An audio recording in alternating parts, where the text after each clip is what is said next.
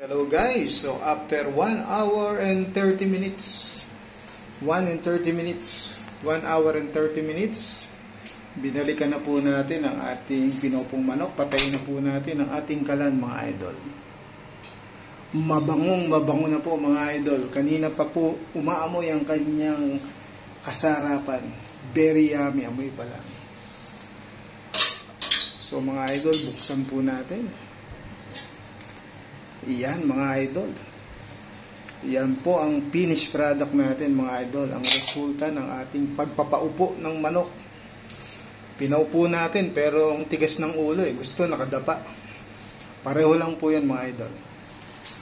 So yan po, mga idol, kung mapupunan nyo, mga idol, wala tayong nilagay na tubig, pero ayan po, kumatas po ang lahat ng taba. Ayan, yung pinakataba, yung pads ng manok. Kaya paborito ko po ito, mga idol, kasi very healthy siya, mga idol. Yung taba ng manok lumalabas sa kanyang katawan, no? Yan po, labas lahat ang sauce niya. So i-transfer natin to, mga idol, sa ating i-plating natin siya. Ilagay natin sa isang bowl tong ating pinaupong manok. So mga idol, i-transfer na natin tong ating pinaupong manok. Medyo may kalakihan, mga idol, kaya yun, mga idol. Yeah. Muusok pa, mga idol. Yan ang ating pinaupong manok. 1.4 ang 1.4 kilos po yung manok na to. Tingnan nyo po kung gano'ng karaming sabaw, mga idol. Ayan po yung taba niya, mga idol. Actually, mga idol, masarap po itong sauce nito. Kaya lang bawal po sa atin ito dahil sa mga bata pwede. Masarap po kasi yan. Andiyan po yung pinakasarsa niya. Yan. Kaya lang pats po yan, Ang sa atin po dito yung laman lang. So mga idol, yan po pinupo nating manok. Yan ang ating finished product.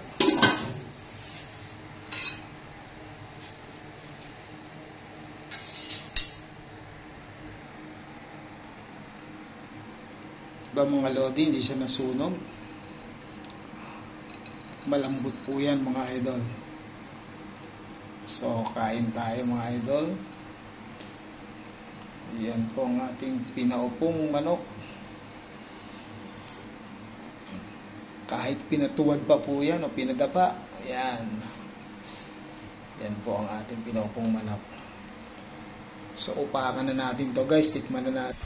So guys, eto na, nakaahi na ang ating manok. Then meron tayong lettuce. Magle-lettuce lang muna tayo ngayon, mga idol. So buksan na natin, mga idol. Ito yung sinasabi ko sa inyo, mga idol. At tinanggal na natin yung toothpick kanina. Yun. Yun na yung manok. Ay, yung itlog. Yan, mga idol, yung itlog. Tignan nyo, mga idol, kung gaano kalambot.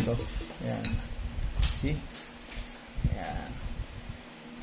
So alisin natin yung balat dahil dito lang tayo sa breast part. Ang lambot nito, mga idol. Yun, nakakalas. Yan. So kain tayo, guys. Yan. Lagay natin dito sa ating lettuce. Yan, mga idol. So sa breast part lang tayo kukuha ng laman.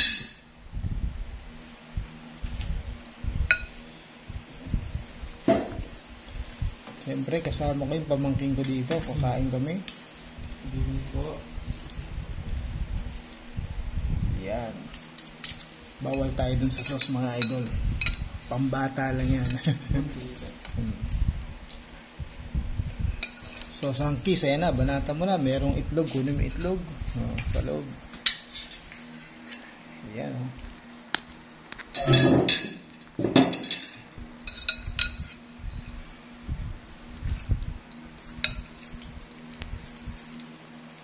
Breast part din ang kinukuha ng ating Para healthy.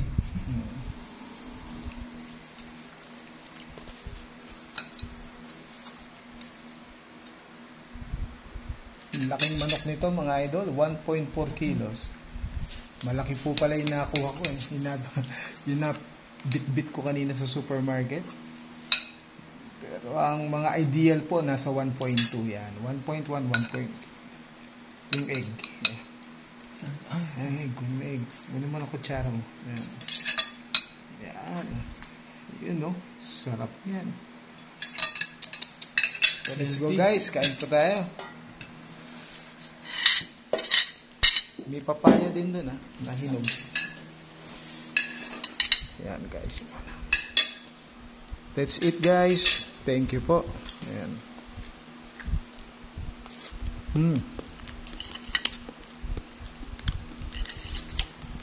Tamang-tamang lasa mga idol.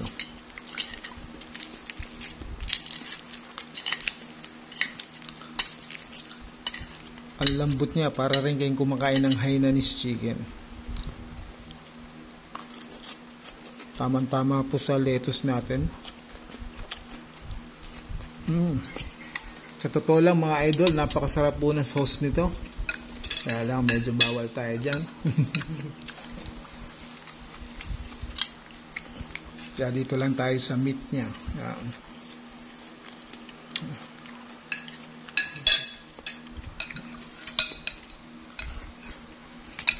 Yan na masarap dyan mga idol, yung sauce. Lapit mo. Oh.